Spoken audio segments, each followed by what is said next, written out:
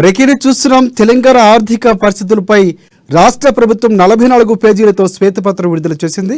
13 అంశాలపై సుదీర్ఘ వివరణతో శ్వేతపత్రం విడుదల చేసింది. కాగు నివేదిక ఉన్న వివరాలు బయటపెట్టామంటూ భట్టి విక్రమార్క చెప్పారు. తెలంగాణ రాష్ట్రం పూర్తి అప్పులు 6,71,757 కోట్ల రూపాయలుగా ఉంది. తెలంగాణ ఏర్పడిన నాటి నుంచి రుణం 72,658 కోట్ల రూపాయలు.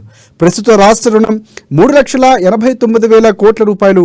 10 ఏళ్లలో సగటున 24.5% పెరిగాయి అప్పులు. 2015-16లో 15.7% జిఎస్డిపి, 2023-24లో 27.8%కు పెరిగింది జిఎస్డిపి. పెరుగుతున్న రుణవడ్డీ చెల్లింపుల భారం, అలాగే 2014-2015లో రుణభారం 6,954 కోట్ల రూపాయలు. 2023-24 నాటికి 32,938 కోట్ల రూపాయలుగా ఉంది. 2023-24 నాటికి 32,988.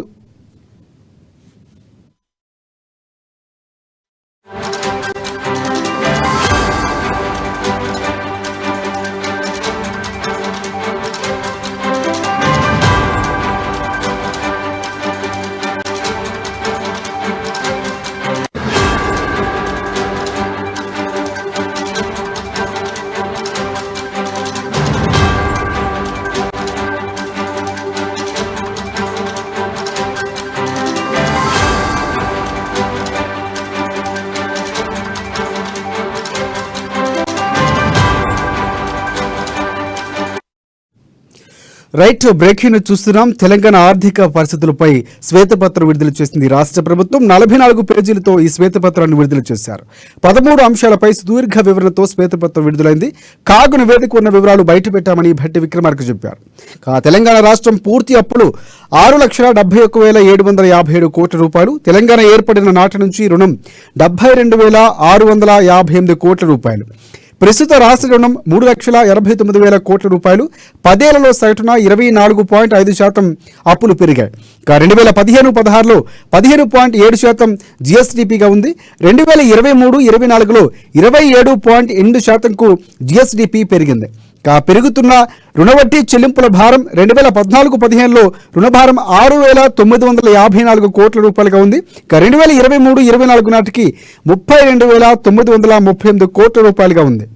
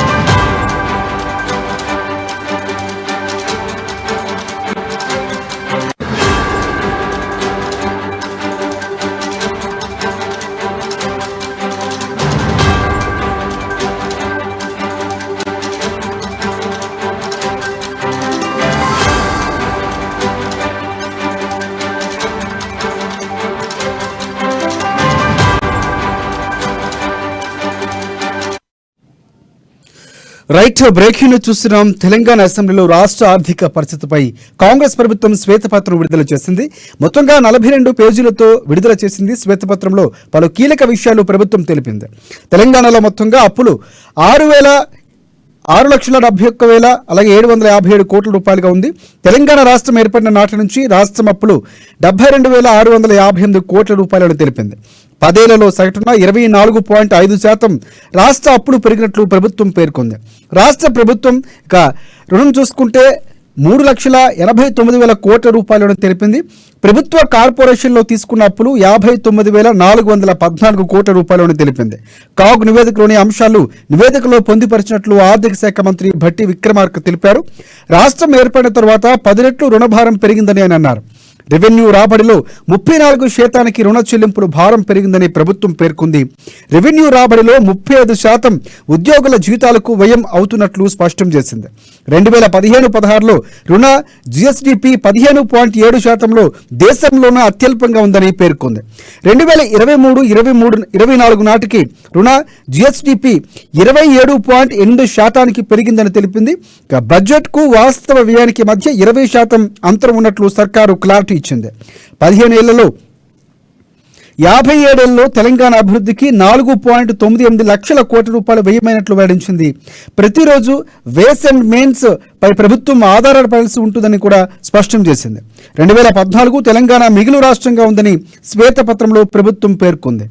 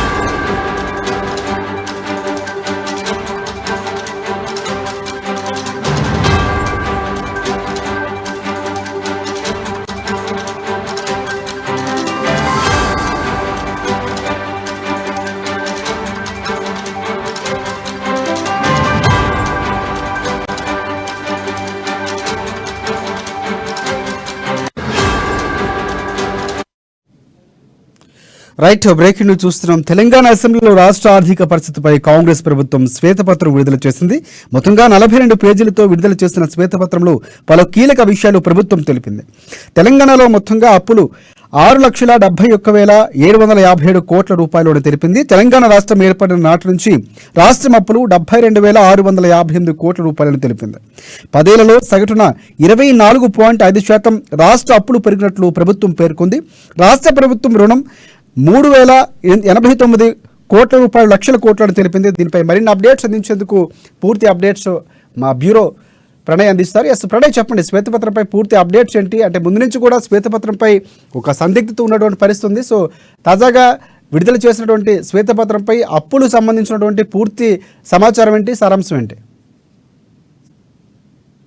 Right, thank you Rajasekhar. Telangana రాష్ట్రంలో ఇప్పటికే ఏర్పడినప్పటి నుంచి ఇప్పటి వరకు ఎంత అప్పులు ఉన్నాయి? అసలు 2014 నుంచి ఇప్పటి వరకు కూడా పూర్తి స్థాయిలో మనం ఒకసారి చూసుకున్నట్లయితే 2014 తెలంగాణ ఏర్పడినప్పుడు ఉన్నటువంటి ఆర్థిక పరిస్థితి ఏంటి, అండ్ దాంతోపాటుగా ఇప్పుడున్నటువంటి ఆర్థిక పరిస్థితి ఏంటి, ప్రస్తుతం ఉన్నటువంటి ఆర్థిక పరిస్థితిని చూసుకుంటే ఏ ఒక్క పథకాన్ని కూడా ఇంప్లిమెంట్ చేయలేనటువంటి సిచ్యువేషన్స్కి గతంలో ఉన్నటువంటి బీఆర్ఎస్ ప్రభుత్వం ఆ విధంగా అప్పులు తీసుకొచ్చి తెలంగాణ అభివృద్ధి చేశామని చెప్పి వాళ్ళ జేబులు నింపుకుంది అన్నటువంటి నెపంతో కాంగ్రెస్ పార్టీ పెద్ద ఎత్తున కూడా ఈ యొక్క శ్వేతపత్రాన్ని విడుదల చేయాలి అనేటువంటి ఆలోచనకు రావడం జరిగింది. అయితే శ్వేతపత్రం విడుదలకు సంబంధించి మనం మాట్లాడుకుంటే మొత్తం పూర్తి స్థాయిలో కూడా దాదాపు 44 పేజీలతో క్షుణ్ణంగా కూడా ప్రతి అంశాన్ని 2014 నుంచి 2023 వరకు ప్రభుత్వం డిజాల్వ్ అయ్యేంత వరకు కూడా పూర్తి స్థాయిలో ఏ దానికి ఎంతెంత ఖర్చు చేశారు, ఏం చేశారు అన్నటువంటి దానిపై పూర్తి వివరాలను ఒక శ్వేతపత్రంలో విడుదల చేసినటువంటి సిచ్యువేషన్స్ కనబడతా ఉన్నాయి. 44 పేజీలతో 13 అంశాలను లేవనెత్తుతూ కూడా సుదీర్ఘంగా దీనిపై ఒక శ్వేతపత్రాన్ని అయితే విడుదల చేయడం జరిగింది. అయితే కాగా దీనికి సంబంధించినటువంటి శ్వేతపత్రాన్ని బట్టి బయటపెట్టినటువంటి సిచ్యువేషన్స్ ఉన్నాయి. దాదాపు తెలంగాణ రాష్ట్రంలో ఇప్పటికీ పూర్తి అప్పుల సంఖ్య చూసుకున్నట్లయితే 6,71,757 కోట్ల రూపాయల అప్పు తెలంగాణపై ఉంది అన్నటువంటి పత్రాన్ని అయితే విడుదల చేశారు. తెలంగాణ ఏర్పడిన నాటి రుణం చూసుకున్నప్పటికీ 72,658 కోట్లుండగా ప్రస్తుతానికి చూసుకుంటే 6,71,757 కోట్లకు మరి ఏం అభివృద్ధి చేశారు అన్నటువంటి యాంగిల్లో 17 అంశాలను మెన్షన్ చేస్తూ కూడా ఒక శ్వేతపత్రాన్ని విడుదల చేయడం జరిగింది. అయితే ప్రస్తుతం మనం చూసుకుంటే రాష్ట్ర రుణానికి సంబంధించి 3,89,000 కోట్లు 89,000 కోట్ల 10,000 సగటున ఉంది. అంటే 24.5% పెరిగిన అప్పులే అని చెప్పేసి శ్వేతపత్రంలో మెన్షన్ అవుతుంది. అయితే 2015-16 సంవత్సరాలకు చూసుకుంటే 15.7% పెరిగింది. అండ్ జీడిపికి సంబంధించి జీడిఎస్ పెరిగినట్టుగా చెప్తుంది. అండ్ దాంతోపాటుగా జిఎస్టీ పెరిగినట్టుగా తెలుస్తుంది. అండ్ దాంట్లో 2023లో 24 చూసుకునేప్పటికీ 27.8% పెరిగిన సిచ్యువేషన్స్ కనబడతా ఉన్నాయి. అప్పుల శాతం కూడా ఇంతే పెరిగిన సిచ్యువేషన్స్ కనబడతాయి. అప్పుల శాతం దాదాపుగా కూడా 24.5%గా అప్పులు పెరిగిన సిచ్యువేషన్స్ ఉన్నాయి. 2015 నుంచి మనం చూసుకుంటే 2015-16 ఒకసారి ఏది జిఎస్టీ చూసుకున్నట్లే జీడిపి చూసుకుంటే పూర్తి స్థాయిలో కూడా అంటే 27.8% పెరిగిన సిచ్యువేషన్స్ ఉన్నాయి. రాష్ట్రంలో పెరుగుతున్నటువంటి అప్పుల సంఖ్యలు చూసుకుంటే అన్నట్టు ప్రతి సంవత్సరం ఆర్థిక సంవత్సరానికి ప్రతి సంవత్సరం కూడా లక్షల కోట్లు పెంపుడు చేస్తున్న సిచ్యువేషన్స్ కనబడతా ఉన్నాయి. ఓవరాల్గా మనం చూసుకున్నప్పటికీ 2023కు వచ్చేటప్పటికి 32,000 దాదాపు 938 కోట్ల వరకు కూడా పెరిగిన సిచ్యువేషన్స్ కనబడతా ఉన్నాయి. ఇటు జీతాలు కానివ్వండి, లేకపోతే అదేవిధంగా మనకు సంబంధించిన ఉద్యోగుల వ్యవసాయానికి సంబంధించినటువంటి ఈ రైతు బంధువు అనేటువంటి స్కీమ్ల ద్వారా కావచ్చు, పూర్తి స్థాయిలో కూడా వీటికి సంబంధించినటువంటి వాటిలలో పూర్తిగా అప్పులమయంగా మార్చింది తెలంగాణ రాష్ట్ర ప్రభుత్వం అని చెప్పేసి పూర్తి స్థాయిలో చెప్తున్న సిచ్యువేషన్స్ కనబడతా ఉన్నాయి. మనం క్షుణ్ణంగా ఒకసారి శ్వేతపత్రాన్ని చూస్తే దీంట్లో ప్రతి ఒక్క అంశాన్ని ఇప్పటి వరకు ఇచ్చినటువంటి ప్రతి ఒక్క పథకానికి సంబంధించినటువంటి అన్ని డీటెయిల్స్ను కూడా మెన్షన్ చేస్తూ మరి రాష్ట్రం ఇన్ని లక్షల కోట్ల అప్పుకు కారణం ఏంటి అన్నటువంటి సమాధానం కోసం ఎదురు చూస్తూ ఉంది. ఇప్పుడు మరి కొద్దిసేపట్లో ఇప్పుడు గతంలో ఉన్నటువంటి ఆర్థిక శాఖ మంత్రిగా ఉన్నటువంటి హరీష్ రావు మరి ఆర్థిక శాఖకు సంబంధించినటువంటి డీటెయిల్స్ అన్నీ కూడా ఇవ్వాల్సినటువంటి సిచ్యువేషన్స్ ఉన్నాయి. వీటన్నిటినీ కూడా ఈ శ్వేతపత్రంలో మెన్షన్ చేసినటువంటి ఈ 44 పేజీల 13 అంశాలకు సంబంధించినటువంటి పూర్తి డీటెయిల్స్ను కూడా హరీష్ రావు మెన్షన్ చేయాల్సినటువంటి సిచ్యువేషన్స్ అయితే కనబడతా ఉన్నాయి. ఒక్కొక్క సంవత్సరానికి సంబంధించినటువంటి ఎంతెంత బడ్జెట్ ఎంత ఎక్స్ట్రా చేశారు, ఎంత ఖర్చు చేశారు అనేది పూర్తిగా కూడా ఇందులో ఇచ్చిన సిచ్యువేషన్స్ కనబడతా ఉన్నాయి. 2014లో మనం చూసుకున్నట్లయితే బడ్జెట్ ఇచ్చినటువంటి బడ్జెట్కి సంబంధించి 1,00,000 కోట్లకు సంబంధించి 1,00,000కు సంబంధించినటువంటి 1,00,000 కోట్ల 638 కోట్లకు సంబంధించినటువంటి బడ్జెట్ ఇవ్వడం జరిగింది. దాంట్లో ఒకసారి ఎక్స్పెండిచర్ చూస్తే 62,306 కోట్లకు అంటే దాదాపు కూడా 61.9%గా ఉంది. అండ్ 2015-16కి సంబంధించి మనం చూస్తే 1,15,689 కోట్ల బడ్జెట్కి సంబంధించి చూస్తే దాంట్లో ఖర్చు పెట్టినటువంటి బడ్జెట్ చూస్తే ఒక 97,811 కోట్లు ఖర్చు చేశారు. అంటే 84.5% ఖర్చులు కనబడతా ఉన్నాయి. దీంట్లో మళ్ళీ మనఒకసారి 2016-17 సంవత్సరానికి చూస్తే 1,30,416 కోట్లు అండ్ దాంట్లో ఖర్చు చేసింది 1,21,735 కోట్లు అంటే 93.3%గా ఉంది. తర్వాత 2017-18 సంవత్సరానికి ఆర్థిక సంవత్సరానికి 1,49,646 కోట్లకు సంబంధించిన బడ్జెట్ను పెట్టడం జరిగింది. దీంట్లో మనం చూసుకుంటే ఖర్చు చేసిన బడ్జెట్ వచ్చేసి 1,20,211 కోట్లకు సంబంధించి దాదాపు 80% ఖర్చు చేసిన సిచ్యువేషన్స్ ఉన్నాయి. అండ్ దాంతోపాటుగా 2018-19కి సంబంధించి 1,74,454 కోట్ల ఖర్చు అండ్ దాంట్లో పెట్టిన బడ్జెట్ ఖర్చు చేసింది మాత్రం ఇక్కడ 1,35,328 కోట్లు మాత్రమే కనిపిస్తూ ఉన్నాయి. అంటే 77% ఖర్చు చేసిన సిచ్యువేషన్స్ ఉన్నాయి. అండ్ దాంట్లో 2019-20కి సంబంధించి మనం చూసుకున్నట్లయితే 1,46,492 కోట్లకు సంబంధించినటువంటి బడ్జెట్ను కేటాయించడం జరిగింది. దీంట్లో ఖర్చు చేసినటువంటి బడ్జెట్ 1,42,857 కోట్లు అంటే 97% ఖర్చు కనబడతా ఉంది. ఇక 2020-21కి సంబంధించి 1,82,914 కోట్లు దాంట్లో ఖర్చు చేసింది 1,50,547 కోట్లకు సంబంధించిన ఖర్చు ఉంది. 86.1%గా ఉంది. ఆ తర్వాత 2021-22 సంవత్సరానికి సంబంధించి 2,30,30,726 కోట్ల బడ్జెట్ను కేటాయించడం జరిగింది. దీంట్లో ఖర్చు చేసినటువంటిది 1,82,908 కోట్లు అంటే దాదాపుగా కూడా 79% ఖర్చులు కనబడతా ఉన్నాయి. ఇక 2022-23కు సంబంధించి లాస్ట్గా చూసుకుంటే మొత్తం 2,56,859 కోట్లు పెడితే దాంట్లో 2,04,85 ఖర్చు చేయడం జరిగింది. దాంట్లో చూస్తే 82.3%గా ఉంది. అంటే టోటల్ బడ్జెట్కి సంబంధించి మనం ఒకసారి చూసుకున్నట్లయితే 14,87,800 34 కోట్లు. అంటే దీంట్లో ఖర్చు చేసినటువంటి బడ్జెట్ 12,24,87%గా ఉంది. అంటే దాదాపుగా కూడా 82.3% ఖర్చులు పెరిగిన సిచ్యువేషన్స్ కనబడతా ఉన్నాయి. ఒక్కొక్క పేజీలో ఒక్కొక్క దానికి సంబంధించినటువంటి అంశాన్ని కేటాయించడం జరిగింది.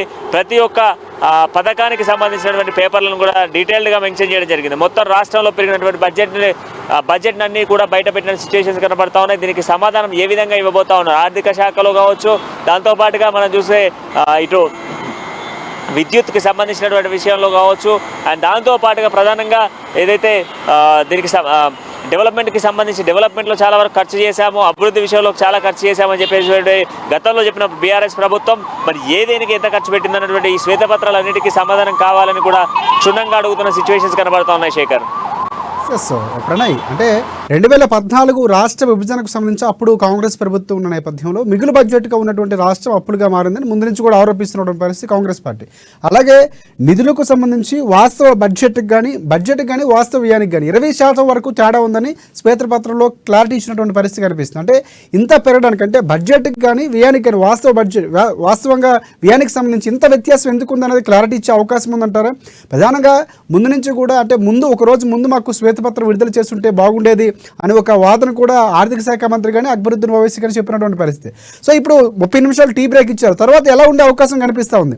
ముందు నుంచి కూడా చదివి మీరు విమర్శలు చేయండి అని చెప్పినటువంటి పరిస్థితి డిప్యూటీ స్పీకర్ నుంచి వినిపించింది. సో 30 నిమిషాల బ్రేక్ తర్వాత ఎలా ఉండబోతుంది? పూర్తిగా క్లారిటీ ఇచ్చే అవకాశం కనిపిస్తుందా? చాలా వరకు కాళేశ్వరం ప్రాజెక్ట్ లాంటి వాటిలో కూడా చాలా వరకు మనీ పక్కదారి పెట్టిందనేటువంటి ఆరోపణలు వినిపించినటువంటి పరిస్థితి, అవి ఫెయిల్ అయినటువంటి పరిస్థితి. సో వీటన్నిటి మీద కూడా క్లారిటీ ఇచ్చే అవకాశం ఉందంటారు. ఎలా ఉండబోతుంది సభ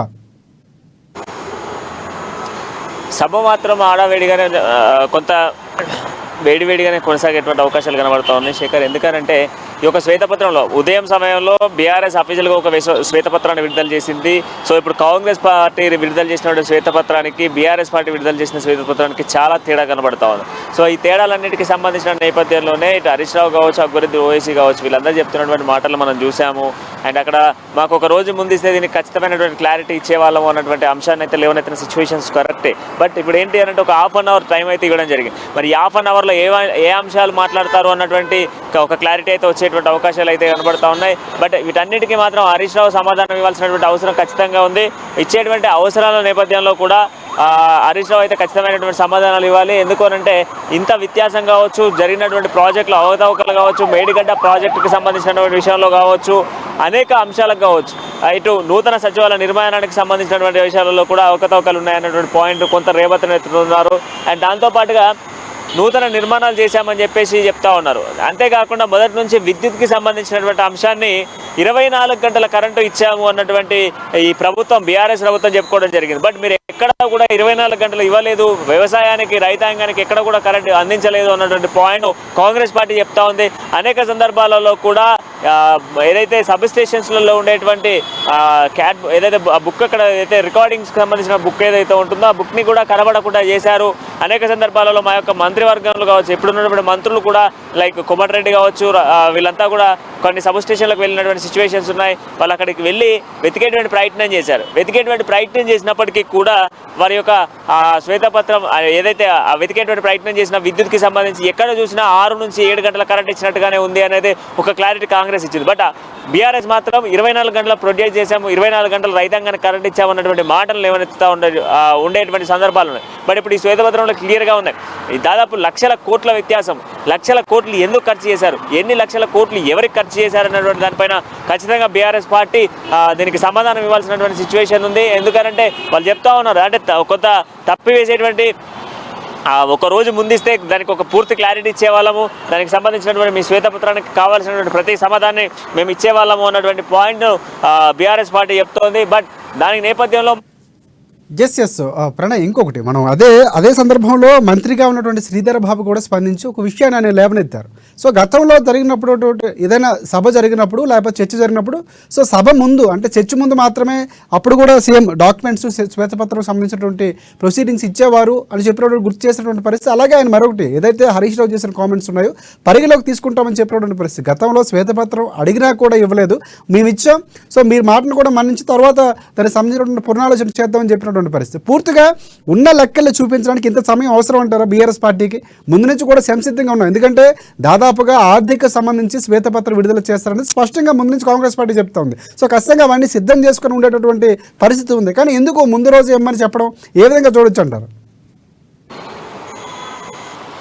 అంటే ఈ లెక్కను మనం చూస్తే ఖచ్చితంగా కూడా బీఆర్ఎస్ పార్టీలో అవకతవకలు జరిగాయి, వాటిని కప్పుపుచ్చేందుకే ఉన్నాయి అన్నటువంటి పాయింట్లో కూడా కాంగ్రెస్ పార్టీ తీసుకొచ్చే ఛాన్సెస్ కనబడుతున్నాయి శేఖర్. ఎందుకంటే ఖచ్చితంగా కూడా అసెంబ్లీ సెక్షన్స్లలో దీనికి సంబంధించిన విషయం వస్తుంది అన్నటువంటి అంశాన్ని మొదటి నుంచి కాంగ్రెస్ పార్టీ చెప్తుంది.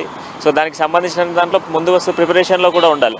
బట్ ఇప్పుడు వీళ్ళు పంపించిన బీఆర్ఎస్ కూడా ఉదయం సమయంలో ఇచ్చినటువంటి రికార్డ్స్ మనం చూస్తే, వాళ్ళు పంపించినటువంటి ఒక శ్వేతపత్రాన్ని మనం చూస్తే దాంట్లో ఉన్నటువంటి వ్యత్యాసానికి, దాంట్లో ఉన్నటువంటి రికార్డ్స్కి అండ్ ఇప్పుడు కాంగ్రెస్ పార్టీ పంపించిన రికార్డ్స్కి చాలా తేడాలు కనబడతా ఉన్నాయి.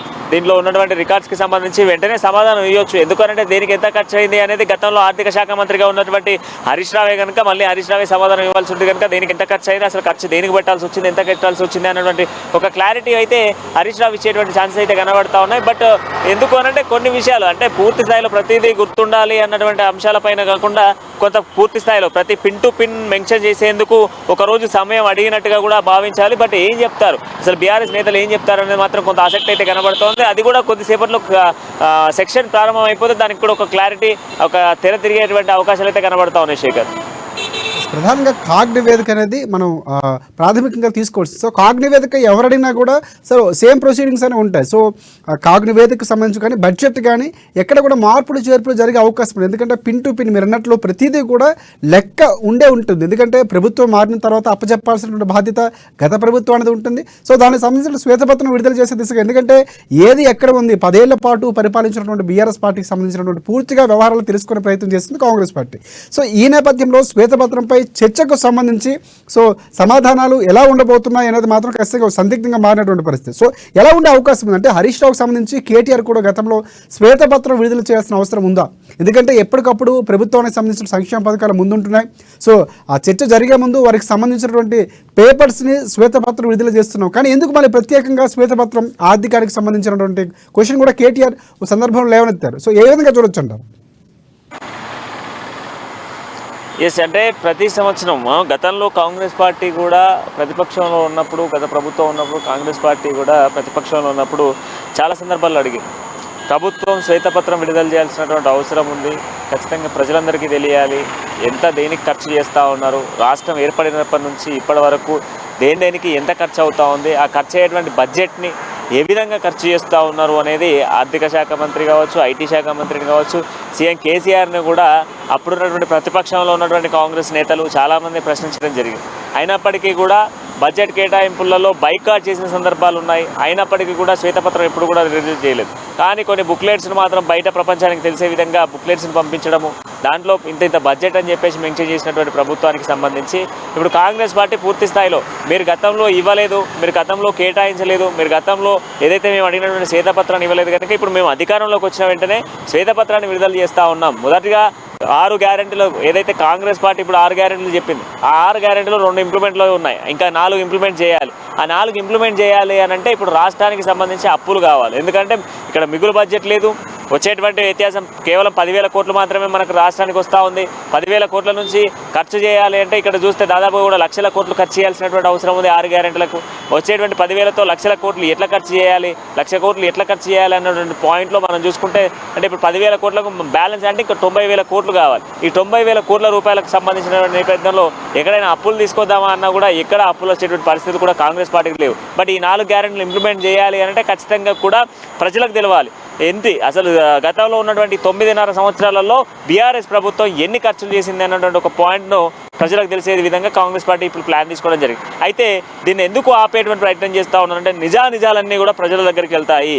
ఈరోజు ఏ ప్రాజెక్టుకు కానీ, ఏ ఇరిగేషన్కి కానీ, లేకపోతే ఏ ఒక హెల్త్కి కానీ, లేకపోతే ఇప్పుడు కొత్తగా మొన్న మనం చూస్తే 33 జిల్లాలలో 30 నూతన కలెక్టరేట్లను నిర్వహించడం అండ్ దాంతోపాటుగా ఎక్కడ పడితే అక్కడ మనం చూస్తే ఇప్పుడు దాదాపు 33 కొత్త హాస్పిటల్స్ కూడా అంటే మల్టీ సూపర్ స్పెషాలిటీ హాస్పిటల్స్ అని చెప్పినటువంటి సూపర్ స్పెషాలిటీ హాస్పిటల్స్ కావచ్చు, అండ్ ఇప్పుడు కాలేజీవరం మేడిగడ్డ బ్యారేజ్కి సంబంధించిన వాటిలలో కావచ్చు, వీటన్నిటికి సంబంధించినటువంటి లెక్కలలో అవినీతి ఉంది. కంప్లీట్గా కూడా నిర్మాణానికి అయ్యేటువంటి ఖర్చు వేరు, వీళ్ళు చెప్తున్నటువంటి ఖర్చు వేరు అన్నటువంటి పాయింట్ని కాంగ్రెస్ చేస్తూ ఉంది. కనుక ఈరోజు ప్రభుత్వ లెక్కల ప్రకారం, యాజ్ పర్ గవర్నమెంట్ లెక్కల ప్రకారమే ఉద్యోగుల దగ్గర ఉన్నటువంటి డేటానంతా కూడా తీసుకొచ్చి ఈరోజు ఒక శ్వేతపత్రం రూపకంగా ప్రజల ముందుకు తీసుకొచ్చింది. అయితే బీఆర్ఎస్ ప్రభుత్వం చేసినటువంటి ఖర్చును, అంటే కేటాయించినటువంటి బడ్జెట్ ఎంత అయిందో ఆ బడ్జెట్కి సంబంధించినటువంటి కేటును మాత్రమే ఉదయం సమయంలో కేటాయింపులు చేసిన సిచ్యువేషన్స్ కనబడతా ఉన్నాయి. సో మరి ఈ రెండింటికి సంబంధించినటువంటి బడ్జెట్ని మనం ఈక్వల్గా చూసుకుంటే రెండింటి మధ్యలో దాదాపు చాలా తేడా కనబడతాం. సో ఈ తేడాకి మరి ఇప్పుడు ప్రభుత్వం ఏదైతే కాంగ్రెస్ ప్రభుత్వం విడుదల చేసినటువంటి ఈ బడ్జెట్కి సంబంధించినటువంటి శ్వేతపత్రానికి పూర్తి స్థాయిలో క్లారిటీ హరీష్ రావు, కేటీఆర్ ఇవ్వాల్సి ఉంది. బట్ ఇప్పుడు హరీష్ రావు ఏమి ఇస్తాడు అన్నది మాత్రం ఆసక్తి అయితే నెలకొంది. ఒకవేళ హరీష్ రావు ఇవ్వకపోతే కొంత చర్చ అయితే మళ్ళీ వాయిదా పడేటువంటి అవకాశాలు కూడా కనబడుతున్నాయి. ఎందుకంటే మాకు ఒక రోజు సమయం కావాలని టీ బ్రేక్ ముందే అడుగుతూ ఉన్నారు. సో ఖచ్చితంగా కూడా ఈ యొక్క శ్వేతపత్రానికి సంబంధించి రేపు సరైనటువంటి సమాధానాలతో మళ్ళీ వచ్చేటువంటి అవకాశాలు కూడా మరోవైపు కనిపిస్తున్నాయి. శేఖర్, ఎస్ ప్రణయ్, ఒకటి ముందు నుంచి కూడా అంటే బడ్జెట్కి వాస్తవ వ్యయానికి మధ్య 20% తేడా. సో 20% ఖచ్చితంగా తేడా చెప్పాల్సినటువంటి బాధ్యత ఇప్పుడు హరీష్ రావుపై ఉన్నటువంటి పరిస్థితి. సో మొన్న ఫస్ట్ సెషన్లో మాట్లాడుతూ కేటీఆర్ కొన్ని వ్యాఖ్యలు చేశారు. కేవలం ఖర్చులు, అప్పులు మాత్రమే మాట్లాడుతున్నారు, పెట్టుబడి మాట్లాడలేదు. గతంలో చాలా వరకు పెట్టుబడి పెట్టాం, రాష్ట్రానికి సంబంధించి ప్రధానమైనటువంటి డెవలప్మెంట్ మీరు ఏదో మాట్లాడుతూ చెప్తున్నటువంటి సందర్భాలు కానీ చాలా వరకు కూడా పెట్టుబడి పెట్టాం, అవి రావడానికి టైం పడుతుంది. సో దాన్ని కూడా లెక్కేసి చెప్పే అవకాశం కనిపిస్తూ ఉందా? సో ఎక్కడెక్కడ పెట్టుబడి పెట్టింది రాష్ట్ర ప్రభుత్వం, సో ఆ లెక్కల్లో కూడా 20% సంబంధించి లెక్కలు బయటకు వచ్చే అవకాశం ఉందంటారా? ఖచ్చితంగా శేఖర్, ఎందుకంటే ఇప్పుడు దాన్ని కంపేర్ చేయడం కోసమే ఇప్పుడు వీళ్ళు అడుగుతున్న ఒకరోజు గడువు అని కూడా చెప్పుకోవచ్చు. ఎందుకంటే ఉదయం సమయంలో కూడా వాళ్ళు విడుదల చేసిన ఏదైతే ఒక పత్రాన్ని, శ్వేతపత్రాన్ని విడుదల చేస్తే దాని హెడ్లైన్ ఏం పెట్టారు అంటే తెలంగాణ ఆస్తులు, 10 ఏళ్ల తెలంగాణ ఆస్తులు అని చెప్పేసి ఒక శ్వేతపత్రాన్ని విడుదల చేశారు. దీంట్లో కొన్ని ఎక్కడెక్కడ ఉన్నాయి అంటే తెలంగాణకు ఉన్నటువంటి సంపాదించినటువంటి ఆస్తులు ఎక్కడెక్కడ ఉన్నాయి అన్నటువంటి వివరాలన్నీ కూడా ఒక 57 పేజీల శ్వేతపత్రాన్ని బీఆర్ఎస్ ఒక 57 ఇమేజెస్తో 57 పేజీలతో ఒక పీడిఎఫ్ని అయితే విడుదల చేశారు. సో ఈ పీడిఎఫ్లో ఎక్కడెక్కడ ఎంతెంత ఖర్చు చేశారు, ఏమేమి పెట్టారు అనేది బీఆర్ఎస్ పార్టీ ఒక ప్రణాళిక ప్రకారం ఇచ్చిన సిచ్యువేషన్స్ కనబడుతూ ఉన్నాయి. సో మరి ఆ ఖర్చులన్నిటికి సంబంధించి కావచ్చు, ఇప్పుడు దాంట్లో కన్స్ట్రక్షన్ చేసినటువంటి కావచ్చు, నూతన ఆస్తులు కావచ్చు, బీఆర్ఎస్ ఏం అంటే గత ప్రభుత్వం బీఆర్ఎస్ ఉన్నప్పటికీ అప్పుడు ఏమో ఆస్తులు ఉన్నాయి, పార్టీకి సంబంధించిన ఏం ఆస్తులు ఉన్నాయన్న ఆస్తుల వివరాలను కూడా ఈ 20% వ్యత్యాసంలో వాటి మీద చూపించేటువంటి అవకాశాలు కనబడుతున్నాయి. ఎందుకంటే చాలా నిర్మాణాలు జరిగాయి, చాలా ప్రభుత్వ ఆస్తులు పెరిగాయి. సో ఆ ఆస్తులు, నూతన కన్స్ట్రక్షన్స్ అన్నీ కూడా జరిగినాయి. హాస్పిటల్స్ కావచ్చు, కలెక్టరేట్స్ కావచ్చు, నూతన పోలీస్ భవనాలు కావచ్చు, మండలాలు కావచ్చు, మున్సిపాలిటీలు కావచ్చు, దాంతోపాటుగా మనం చూస్తే కమిషనరేట్లు కావచ్చు, వీటన్నింటి కూడా పెరిగిన సిచ్యువేషన్స్ ఉన్నాయి. సో వీటన్నిటి మీద ఎక్కడెక్కడ ఏమేమి జరిగాయి, కొత్తగా ఆస్తులు ఏమొచ్చాయి అనేటువంటి దానిపైన కూడా ఈ 20% అందులో చూపించేటువంటి అవకాశాలే కనబడతా ఉన్నాయి. Shekhar, right. Thanks for updates.